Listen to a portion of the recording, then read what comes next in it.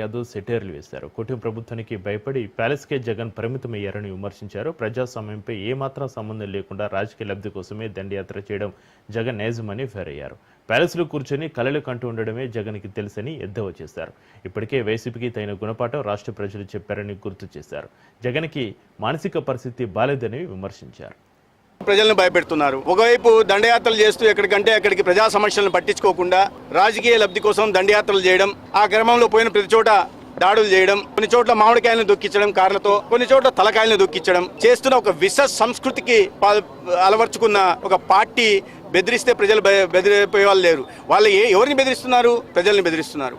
మీరు మాకు ఓట్లు వేయలేదు కాబట్టి మేము మళ్ళీ అధికారంలోకి వస్తే మీ అంతు చూస్తాం.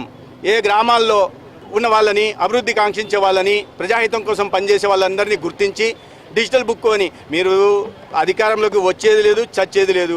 ఊరికే ప్యాలెస్లలో కూర్చొని కలలు గంట బెదిరిస్తామంటే ఇప్పటికే ప్రజలు మీకు చాలా లాగి పెట్టి చెంపదెబ్బ కొట్టి గుణపాఠం నేర్పారు. ఆ గుణపాఠం నుంచి మీరు ఆత్మపరిశీలన చేసుకుని మీ తప్పుల్ని సరిదిద్దుకునే ప్రయత్నం చేయకుండా మళ్ళీ అదే ప్రజల్ని బెదిరిస్తూ మిమ్మల్ని చంపుతాం, నరుకుతాం, రప్ప ఆడిస్తాం లాంటి భాష వాడుతున్నారంటే ఎటువంటి మానసిక పరిస్థితిలో వాళ్ళు ఉన్నారో అర్థం చేసుకోవాల్సింది. ప్రజలు ఇవన్నీ గమనిస్తున్నారు. ఇటువంటి వారిని మొన్న 11 సీట్లకు పరిమితం చేశారు. రాబోయే రోజుల్లో రాజకీయంగా భూస్థాపితం చేస్తారు.